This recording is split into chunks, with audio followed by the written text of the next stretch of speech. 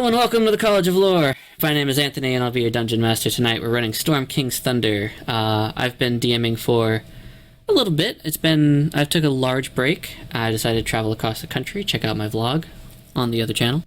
And so this is Storm King's Thunder. These are my players. We're going to have fun. A lot of them are new, so please bear with us. I'll probably edit down 90% of this to just the action parts and we'll see how it goes. If you want more background on me, definitely check out the other podcasts. But everyone else, I'm going to introduce you one by one, and you can say as much or as little as you want about yourself for the wonderful people at home. Let's start with the first person to my right in the Roll20 board is Livia. Oh, hello. My name's Livia. I don't know what else to say. That's perfectly fine. We'll dive into everything else a little later, but that's great. Kayla, you're next. You keep doing that and just say my name when I should introduce myself. Hi, I'm Kayla. I play Raleigh. He's a trip. Can't wait to play with the rest of y'all and for the audience to enjoy. Indeed, very cool. George, looks like you're next on the list. I am George. I'm a first-time player. Have a very generic character. Love it. And finally, Ro. Yes. Hello, I am Ro. I am playing a Dragonborn, and I'm still pretty new. I don't know much, but I'll try my best. That's all we ask here. And I hope to tell you guys a good and interesting story. And as long as we have fun, that's all that matters. So I'm going to begin with a small monologue. Our story is about a great upheaval within a society many of you do not know or understand. About 40 years ago, before any of you were born, the world almost ended. A small group of brave heroes aligned themselves with ancient forces of good and struck a blow to the rising evil across the land, preventing the summoning of a long-imprisoned god. And like a stone disturbing the pond, the ripples of that splash are about to be felt. Welcome to the Sword Coast! The year is 1486 Dawn Reckoning, or DR, and this continent is swaddled on 3 sides and has been a hub of civilization for all manner of man and beast for thousands of years. The northern swath of this continent is locked on the 3 sides. A huge desert called Anaraush prevents any meaningful travel west, while an ocean called the Sea of Swords leads the way further to travel to the east. Along this coast we find it bursting with bustling trade cities that make up the name of this Sword Coast. To the north, fierce and tall mountains called the Spine of the World and the bitter cold prevent most sane folk from traversing any further. So south of this spine and far west, we find rich and powerful silver marshes, a treacherous but tempting group of smaller mountains. The seemingly never-ending high forest makes most of the central area of this land. Within this Sword Coast, you might find some familiar names of cities, even if you've never heard of this place before. The dwarven mithril halls are just one of the cities you can find by the Spine of the World. On the coast, these city-states really thrive. Cities like Neverwinter, a city bisected by a mountain river that flows from a volcano, keeps this northern city rather hospitable, even in the colder months. Port cities like Baldur's Gate and Waterdeep, each incredible harbor in their own right, but they have their own allure and largely makes them independent in the overall global conflicts. Rarely you can find these city-states at war with each other. They play a more furtive game of subterfuge and political chess. The coastal areas are more industrialized, but beyond that Sword Coast is mainly a rugged wilderness of steeped hills and small mountains, rolling plains and valleys, and opportunities around every corner. There are cities within a day's travel of most places if you stick to the road, which is actually where we find ourselves tonight. On a road, heading west out of Waterdeep. Raleigh. Your feet hurt. You were promised a horse and never got one. And you were sent out far west out of Waterdeep, set to walk down a dusty road alone, to a mission you can't quite understand, and don't quite remember. If you'd like to describe your character to the audience, and whoever else may be walking down the road. Raleigh has big bags under his eyes, like they stand out against his teal and red spotted skin. Oh, well, I wouldn't say skin. It's more like scales. He has white tufted hair, kind of like that emo boy, shaved sides, long in the front, dyed teal because, just for the aesthetic. He's wearing a fluffed up collared shirt, unbuttoned or unzipped, whichever thing that we're using, and just tiredly walking down because, damn, that horse would have been great for whatever mission he's on right now. And as you think about that, well, it actually jogs your memory, because that horse that you were promised, and that cart as well, with all of your starting equipment for your very first mission, you see something similar. You hear it, as a matter of fact, and you spin around. It's maybe 100 or 300 yards away at this point, closely approaching, and it will eventually overtake you.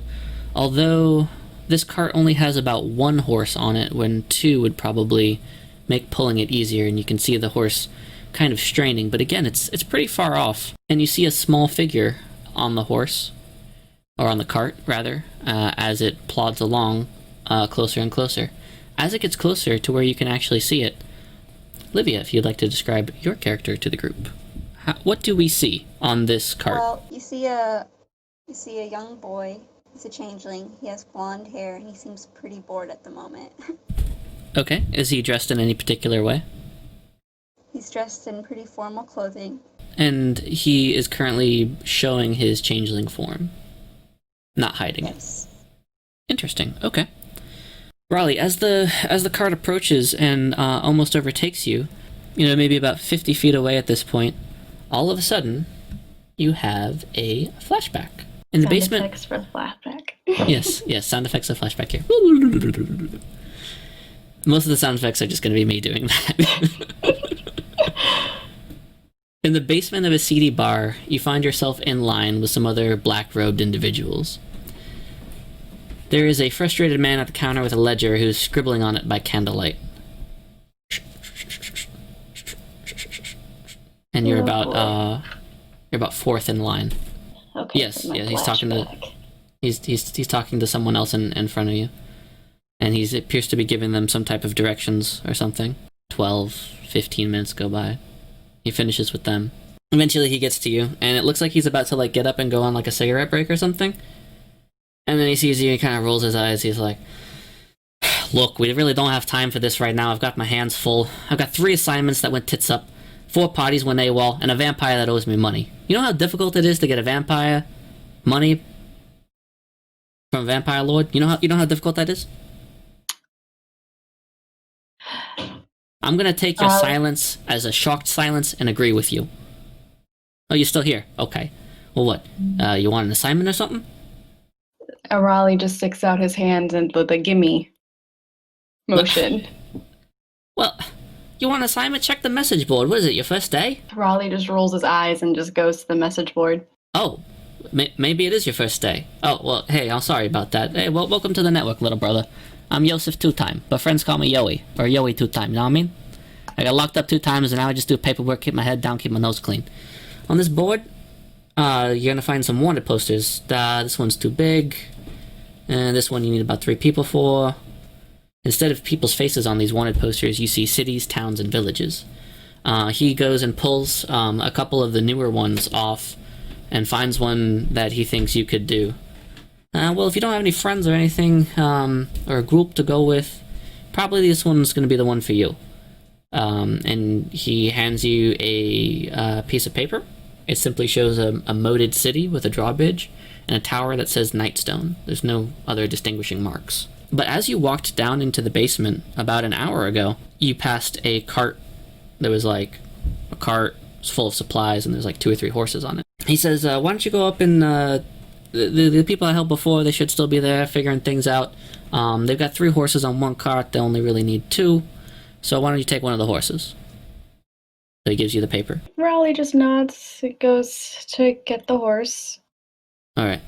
The 2 people that were in front of you, or maybe two people in front of you at the time when you were first in line, are just kind of scratching their head, and one's yelling at the other. Look, I told you. Both of us didn't need to go stand in line. One of us could have watched the cart. And now we don't have a cart anymore.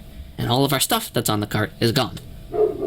A dog barks in the distance. I'm sorry, man. I don't like being alone. I wanted to go with you into the bar down there. Jeez. Okay, cart's gone. Let's split up. No, I don't want to be alone. Let's split up and look for the cart. You go further down into the city. I'll check with my connections. I'll check around here and see if anyone saw anything.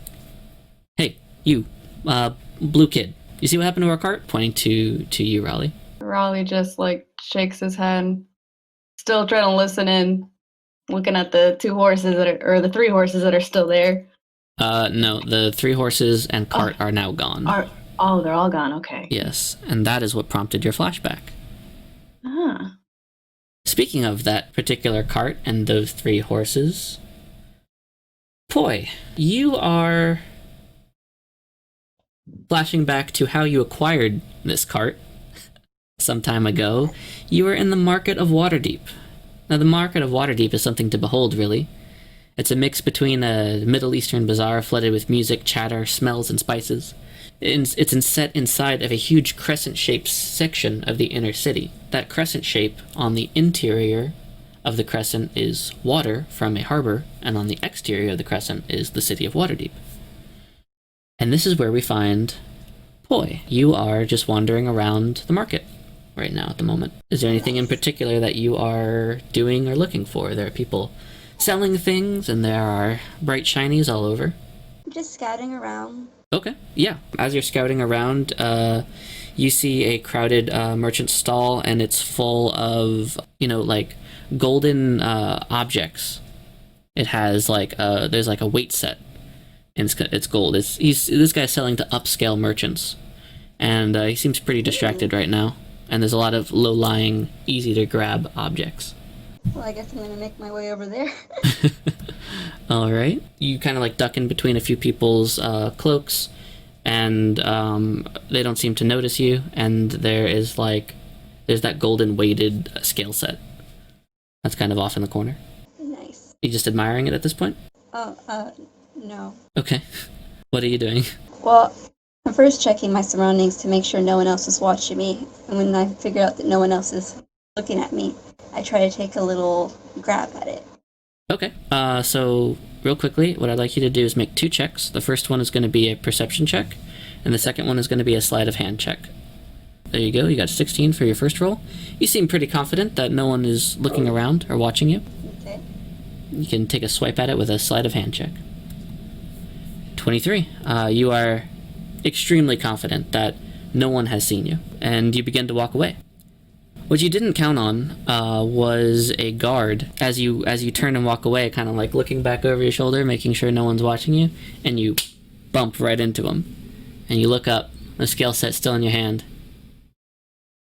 And you look down at the scale set. And you look up at the card. What do you do? Oh, shoot. Can I try to convince him that I was just putting it back, that I saw it get dropped? Sure, you can make a persuasion check in your flashback. The result is 20. Yeah. You say you were just putting it back. He's like, all right, go ahead and put it back. At this point, there's another merchant who starts yelling at another customer. And he's like, what? 5 gold is a completely reasonable price for this. And the guard turns around. You feel like you could run at this point, or you could go put it back, whatever you wish. Yeah, I'm gonna run. Okay. You start running. The guard turns around. Hey, stop that kid! And he begins chasing you. You're starting to get the sense that maybe Waterdeep isn't the best place. It's a bit too crowded, a bit too busy. And if you do get caught, they're going to send you straight back where you came from. You duck around a corner and you start running. The guard, tries to push through the people, but you're too fast. You duck under each person. You run for what seems like forever until you get to a cart there's 3 horses and a cart full of stuff, and the city gate is not too far away. So can I hop on the cart and try to hide? Yeah, you can hide in the cart. The guards go past, and you believe you have outwitted them, and there is no one around. Nice. While you're in the cart, 2 individuals come from around the corner. They appear to have come up from the underside of a bar, and they say, yeah, it looks like Nightstone's the place to be.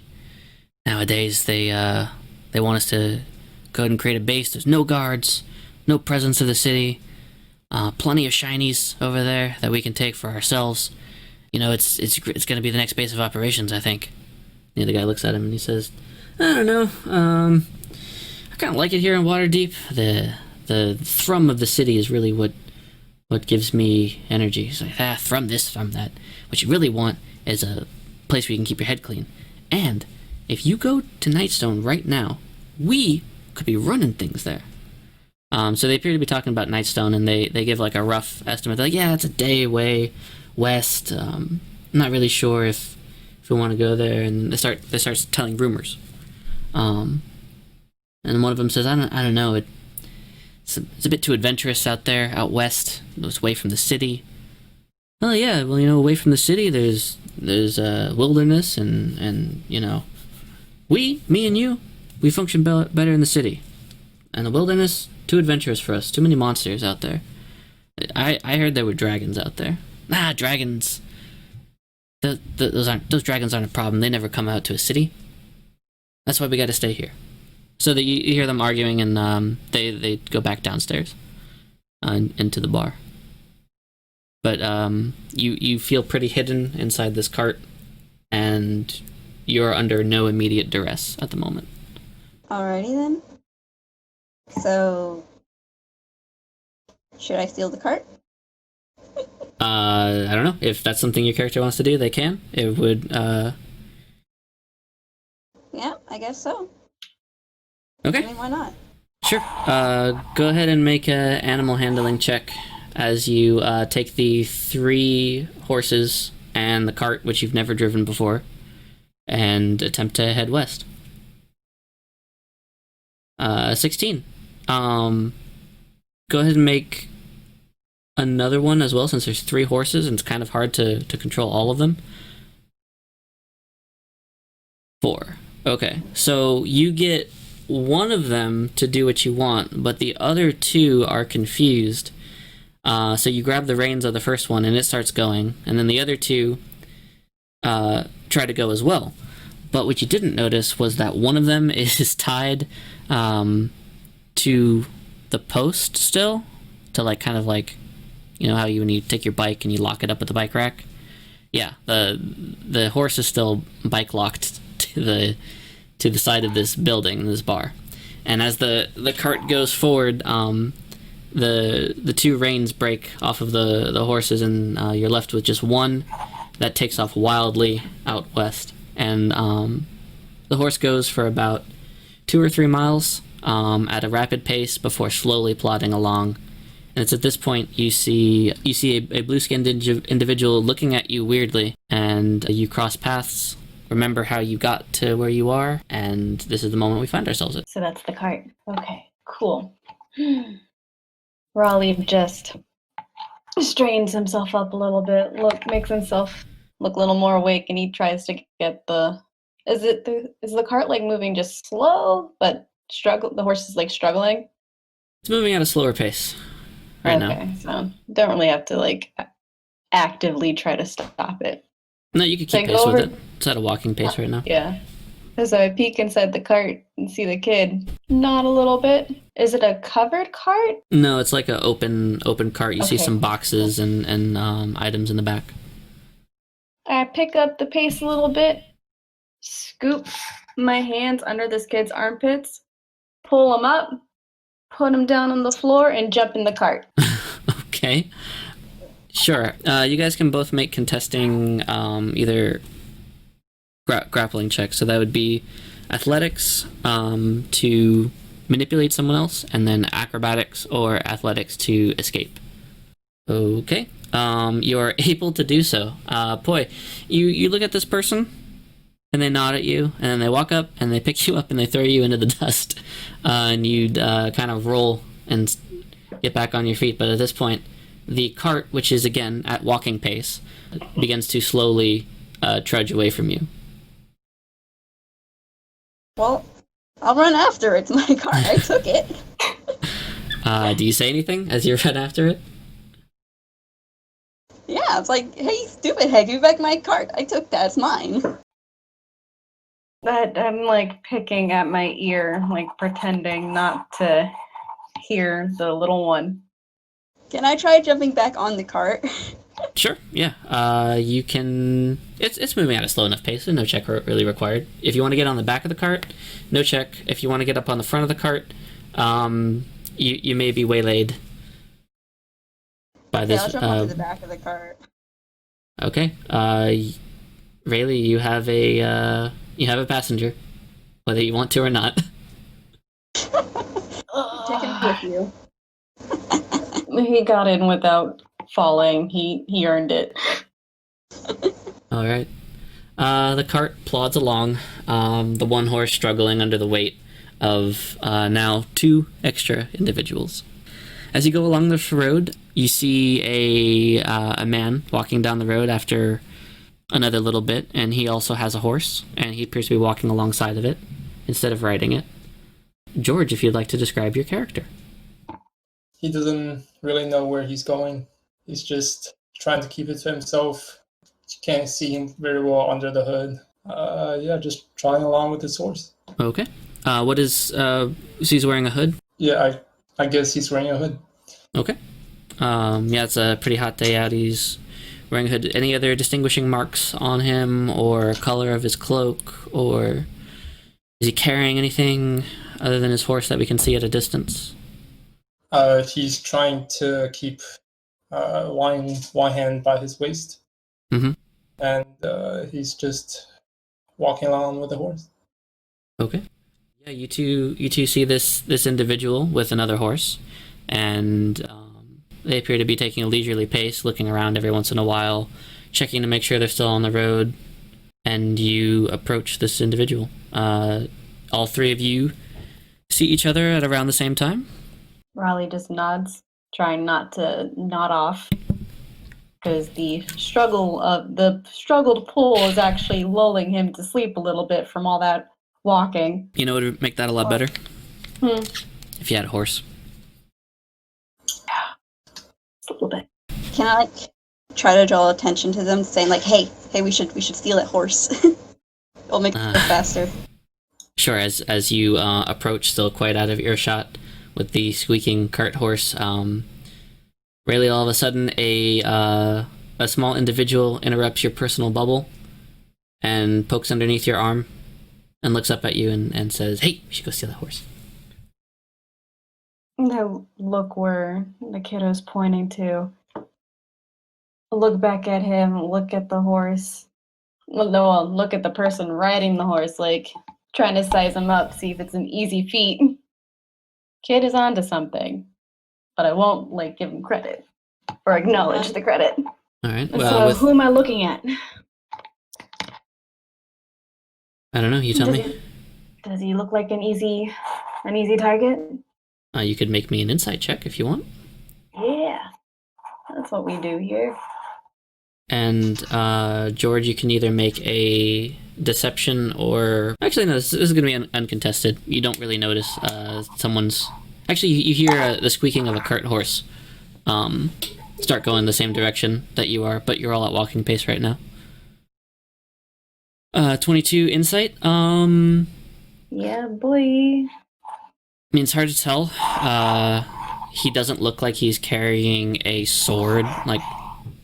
There's not a big sword on his back or anything. Yeah, he's not carrying any traditional weapons. You don't see spear, you don't see a halberd, you don't see a sword, no giant shield, not a lot of heavy armor. Just a man in a cloak and a hood, keeping pace with his horse, just walking alongside.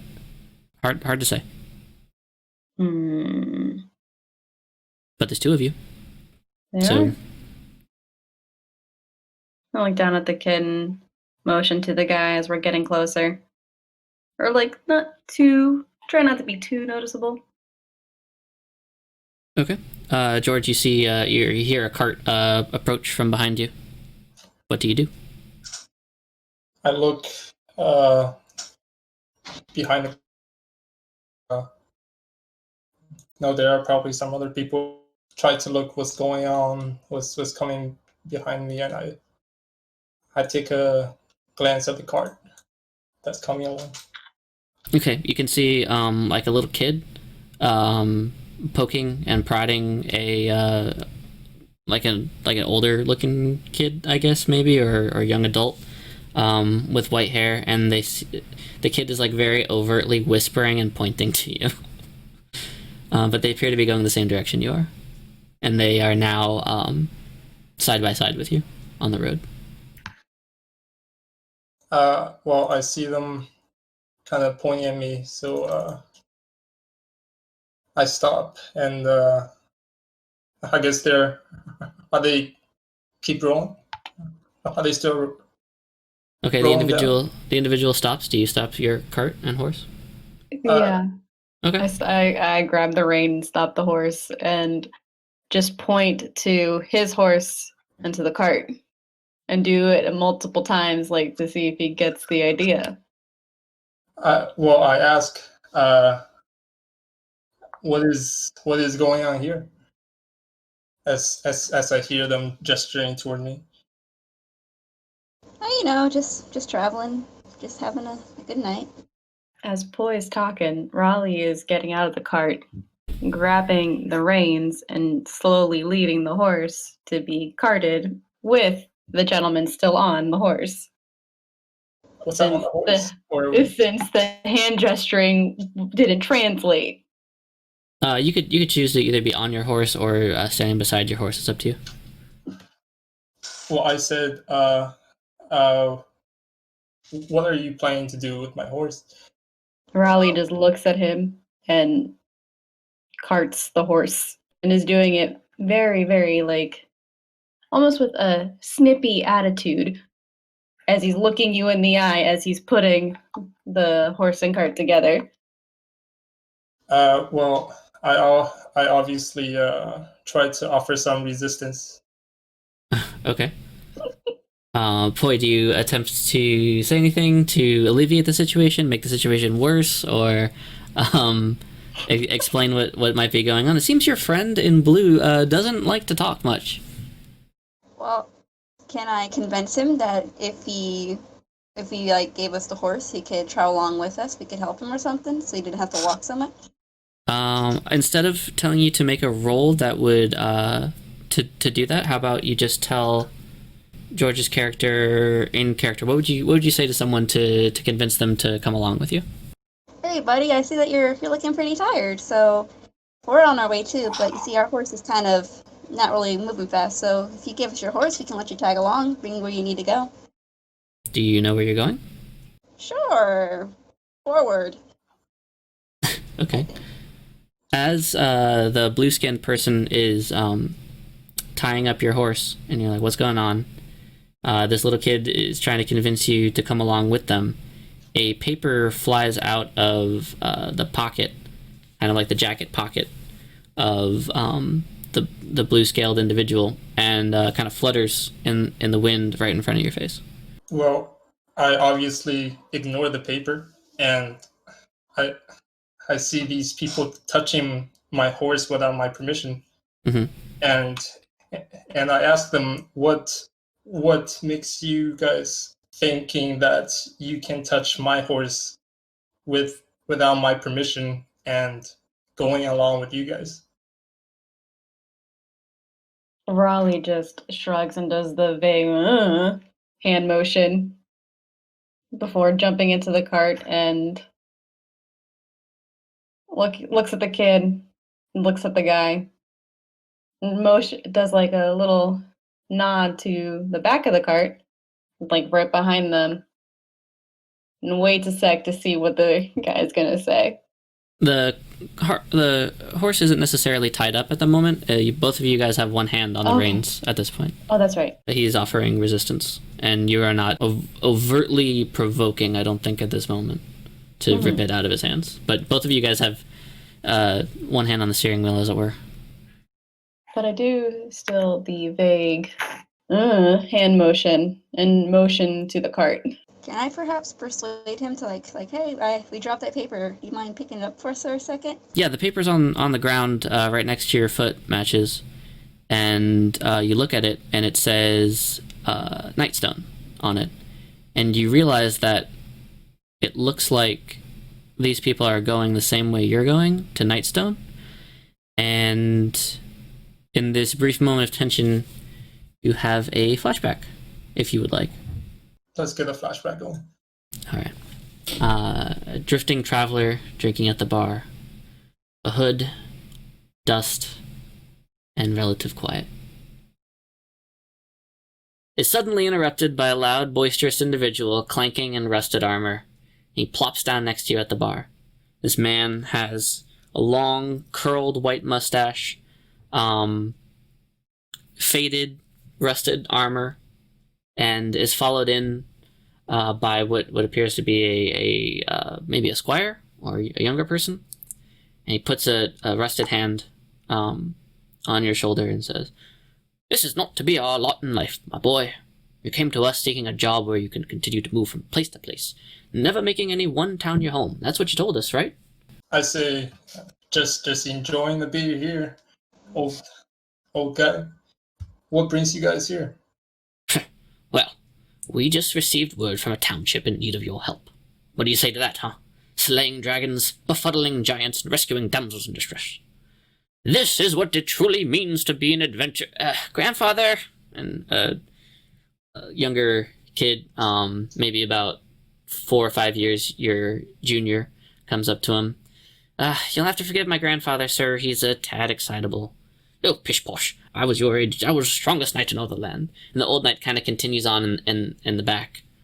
And the younger grandson kind of squeezes his way in between you and says, "Well, thank you very much for joining our group. We heard what you had to say, and my grandfather, he's on the board of the upper guys. I don't really remember the names and stuff, but you said you wanted to move around and you wanted to go forward, I think is what you said in your entrance speech, to join the hand. Is that right?" Well, I say to them, well, obviously you're here to tell me something that's going on somewhere. As I waved around for a few more drinks. What do you have to say? All right. Well, me and grandfather were called away to visit the town of Tribor, so we'll be unable to accompany you on this one. They had a disagreement with some elves to the west that requires our attention, but my grandfather, the Don Quixote, is correct. We do need you to go on a mission of utmost importance to Nightstone. There you'll find Darthag Ulthar. He's an old friend, Darthag. Deliver this letter to him, if you can. And the letter just says, Nightstone, D.U. It's not a day's journey to the west. You can take our horse if you want. And at this point, the grandfather, Don Quixote, butts back in. And he says, "And that is how I slayed the doom of the desert, the terrible blue worm. Rando Danza, were you writing all that down?" "Grandfather, it's Tansovanda. Why must you always forget my name?" The old man starts spluttering again, as the younger grandson pushes the older grandfather in the rusted armor out of the bar before the 2 drinks come, and you're left there with 3 drinks and a horse. Back inside of your jacket pocket, you have a letter to Darthag Ulthar. I guess as I am struggling the ring of the horse with these people who are trying to take my horse, I drop my semi-aggressive stance a bit, and I ask them, "What is this paper you got here? Where is it that you guys are going?" Raleigh just pats his back pockets and grabs the paper and shows him the city, but shaking it so it's kind of hard to read. So you would need to grab the paper to hold it. Right, it's flapping in front of you, but you already handed the paper back to them and said, "Where are you going?" And on the paper it says Whitestone, or Nightstone. Sorry, not Whitestone. Wrong game. Well, I say, it seems like you guys are in need of some assistance with your cart. Raleigh puts both his thumbs up. Then perhaps Do not. We'll only take someone's horse next time. It seems like I'm heading in the same direction. I can let my horse pull your cart as we're going toward the same direction. Is this what you guys were trying to do? Raleigh just like nods his head a bit, Gorgeous. giving the response of if he were to speak, more or less. I say, well, as I'm taking a more friendlier stance, I say, of course, I will help you guys with your cart, as I'm trying to get the horse onto the cart. Guess we are on our way then. As I hop on the horse. Yes, with the horses and carts fully attached, you are able to make much better pace and continue on toward the city of Nightstone. After maybe about a mile or two, you are now closer towards Nightstone than you are to Waterdeep. And we will cut over to Rose's character. Pridorim, you are lost. You headed out maybe 2 or 3 weeks ago, and you were going somewhere, but you kind of forgot where you were going, and then you got lost. So first you forgot your destination, and then you forgot the directions. From the wilderness, you approach a road that extends one direction to the left and one direction to the right. Which way do you go? Let's go left. You go left, confident, but unsure at the same time. You know that you don't know, and with that, you head down the road. People in the cart, about 10 minutes to 30 minutes go by, and you see someone coming down the road. Ro, if you'd like to describe your character. You see a quite tall white dragonborn. He's wearing light armor, kind of just walking down the pathway. Don't really know where he's going, but he's confident with his walk, I guess. Do I see them? Yes, you see a cart approaching, and they see you, and you're kind of walking down the middle of the road, and they're kind of coming towards you in the middle of the road, but it's horses and carts, so it's not like a giant automobile coming at you, so you have enough time to move out of the way, but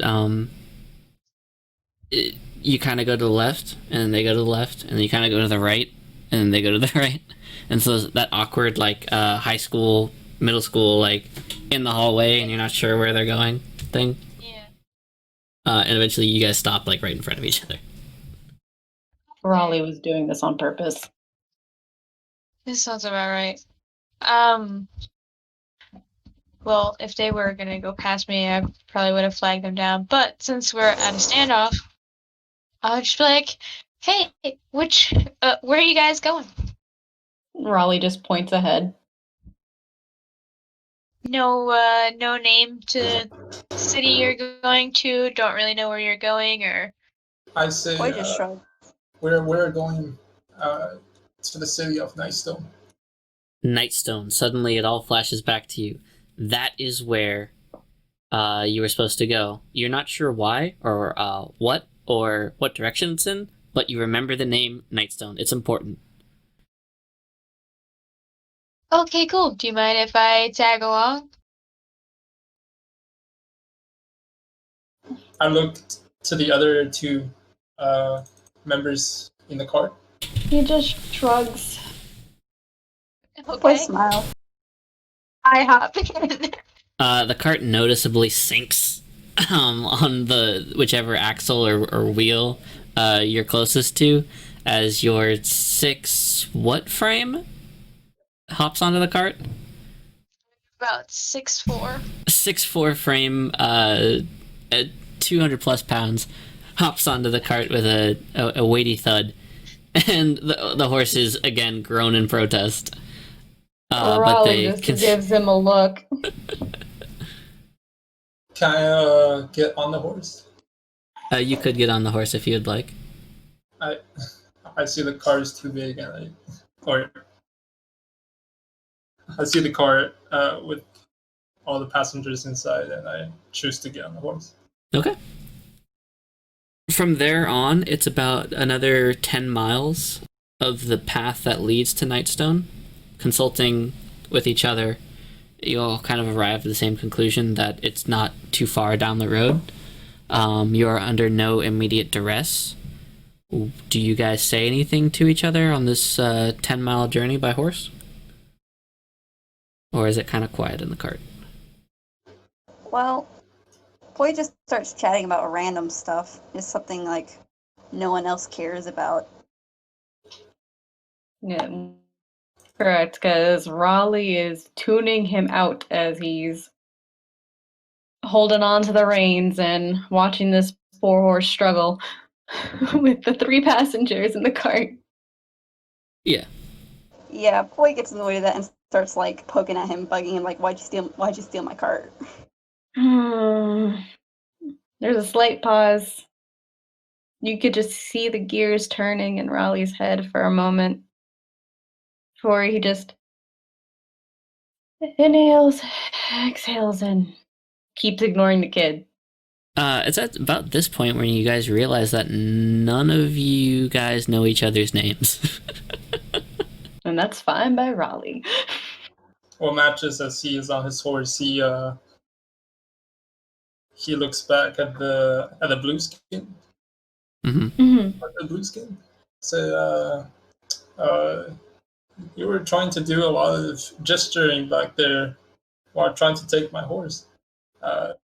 You don't talk much, do you? He just shakes his head. I say, so we might see each other again after we get to the city of Nightstone. What do I call you by? He reaches into his jacket pocket and hands him a slip of paper. What is on this slip of paper? His full name, which is Raleigh Hefernan. Say, oh, that's Raleigh. That's a name I don't hear every day. He gives you a look like, what's that supposed to mean? So, as I didn't notice that, what brings you to the city of Nightstone? What kind of business do you have there? He makes the universal hand signal for change. It's kind of like the rubbing the 2 fingers together in the thumb. Yeah. Okay. Am I supposed to understand what that means? Yeah. It's pretty universal for when the bartender's asking you to pay up at the end of the night. You recognize that symbol or that suggestion. I see.